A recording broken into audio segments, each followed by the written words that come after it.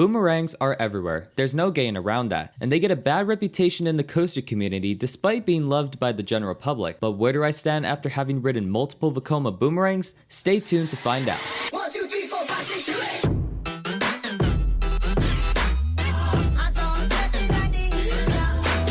Hey guys, and welcome to 808 Coaster Life. Today I'll be giving my take on the infamous Vekoma Boomerang. These have existed for several decades, with the first one ever built being Boomerang at Rafaela Padilla, which now resides at Six Flags Mexico. Since they're cheap, $5 million compact clones, they've become very popular. In fact, 54 Boomerangs have been currently built, and you can find them at a lot of familiar locations. Last summer, I managed to ride not one, but two Vekoma Boomerangs for the first time. Boomerang at Elitch Gardens and Sidewinder at Hershey Park. And while I think Boomerangs are just okay, it's not for the reasons that you may think. But first, let's look at why most people don't like boomerangs.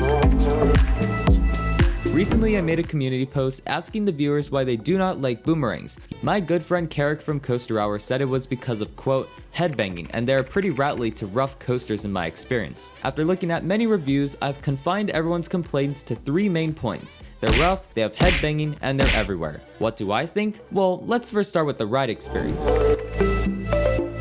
So after going through a queue line, you're greeted with either two types of trains. Most have hard over-the-shoulder restraints, but a few new or renovated ones have vest restraints. While vest restraints usually get flack for restricting airtime, boomerangs don't have any airtime, so it's a win-win.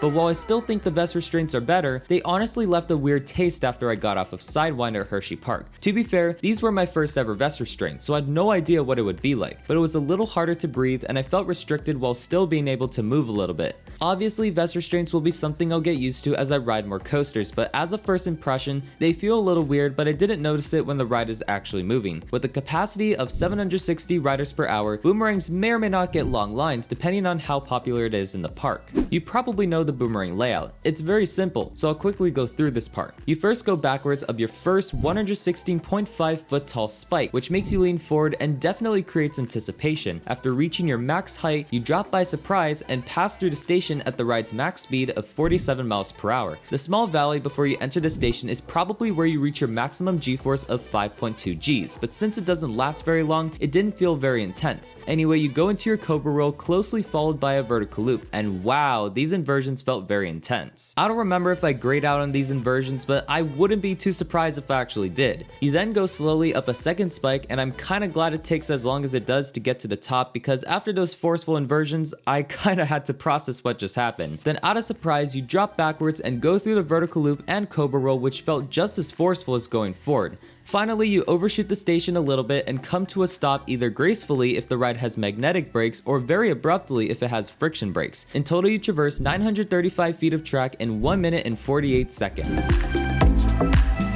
So let's revisit why most people don't like boomerangs. Number 1, is it rough? Kind of. Don't get me wrong, I definitely noticed a decent rattle in the two boomerangs I've ridden, but it never became intolerable. To me, the shakiness just made the ride feel more intense. Number 2, does it have headbanging? Out of the two boomerangs I've ridden, my head only jolted once on the cobra roll going backward, and it softly touched the over-the-shoulder restraints on the one at Elitch Gardens. While Sidewinder did have the vest restraints, I still noticed the jolt in the exact same spot. To be fair, I was a little startled by that jolt, but besides that, I never remembered banging my head on the two boomerangs I've ridden. Of course, some boomerangs may be even rougher than the ones I've ridden, but out of the two I've ridden, it wasn't that bad.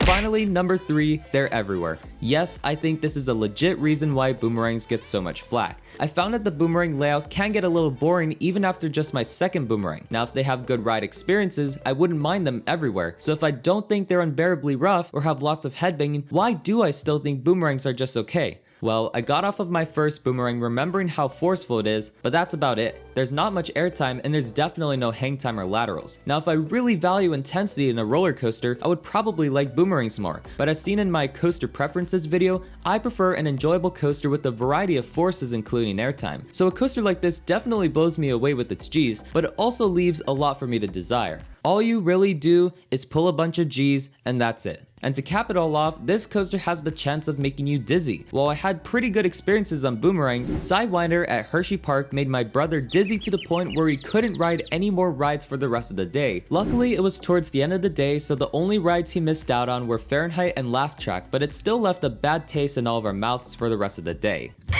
So to sum it all up, the pros are the intense inversions and the spikes. Yes, the spikes were actually pretty fun. The cons are they can be rattly and have headbanging, the lack of airtime, its basic layout, and it can make you dizzy. Based on the boomerangs I've ridden, I'm gonna give Vekoma Boomerangs a score of 2.8 out of 5. So obviously I don't think these rides are all that great, but I never said that they were bad either. These rides are way more intense than I expected. Now of course my brother would beg to differ, but I didn't think boomerangs were as bad as everyone was saying. I probably have yet to ride the worst of the worst when it comes to boomerangs, but until then, I'd say they're pretty okay. How many boomerangs have you ridden? Let me know how many down in the comments along with what you think. And if you want to know what my day at Elitch Gardens was like, which included riding my first ever Vekoma Boomerang, check out the card up there. The best way to show your support is by leaving a like on this video and maybe even subscribe. Thank you all so much for watching. I'll see you next time.